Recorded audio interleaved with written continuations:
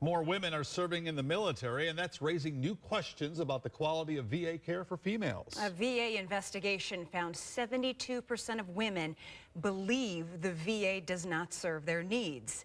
WSBT 22's Suzanne Spencer has been digging into how this impacts local vets.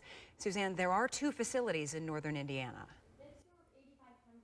One in South Bend and one in Fort Wayne. I want to give you an idea, though, of how far these vets are traveling for their care. So they're coming as far south as Howard and Grant counties, as far west as Pulaski. They go north into Berrien, Cass, a few other counties in Michigan, and as far east over into Ohio. Now, of those vets, 22% are female. The more I look at it, the more things need changed. They say every prayer has an answer. Oil painting is a form of prayer. Though finding those answers can be as complex as the intricacy of a human hand. See, the fingers were so hard to draw, and so I stuck them in his pocket. Marina Stutz's daily prayer is an empty canvas full of lead and later oil paint. As a child, my mother told me that I could do anything, you know, that I put my mind to. It was that focus that led her to serve in the Vietnam War. But the turmoil that surrounded her turned chaotic. It was a military sexual trauma, rape. 42 years after she claims she was raped, Stutt is dealing with PTSD and is considered partially disabled. I just think all around that they serve the men better than they do the women, of course. She's traveled from her Plymouth home to South Bend, Fort Wayne, and Indianapolis just to get care, including anything related to women's health.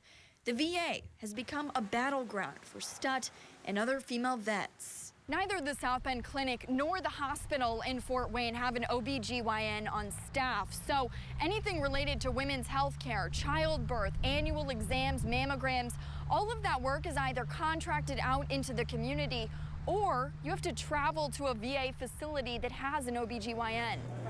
It's not just happening here. A third of all VA facilities in the country don't have a gynecologist on staff. Why is that people in northern Indiana don't have access to an OB/GYN on staff?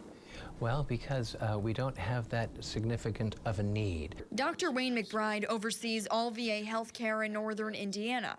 Of the 8,500 vets here, 22% are women. We don't anticipate in the coming future that we'll ever have a sufficient number of female veterans that would justify the expense and the challenge of having direct providers that would meet all of their gynecologic or female needs. And the numbers of women are lower statewide. Of the 469,000 vets, 13% are women.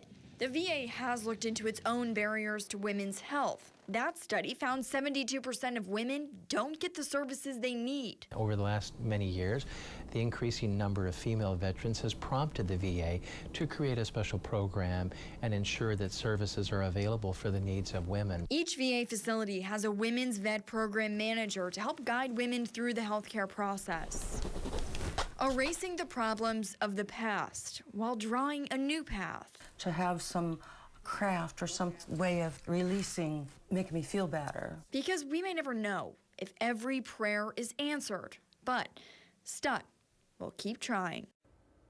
Next fall, South Bend's VA clinic, as it stands now, will no longer exist. That's because there's a new facility going up in Mishawaka. I want to show you some video right now of what that looks like as work is underway. At the new facility there will be 4 times the employees working there than the current facility. All of them will undergo VA training there. Yeah, this new facility is important, too, because there'll be new services as well. Right, and they're looking to add a lot of specialty doctors, not the gynecological services that we told you about, but lots of other things like optometry, for example. So as far as women's health needs, women will still have to travel to a VA facility that has that service, or again, that work contracted out into the community. Okay. Suzanne, thank you.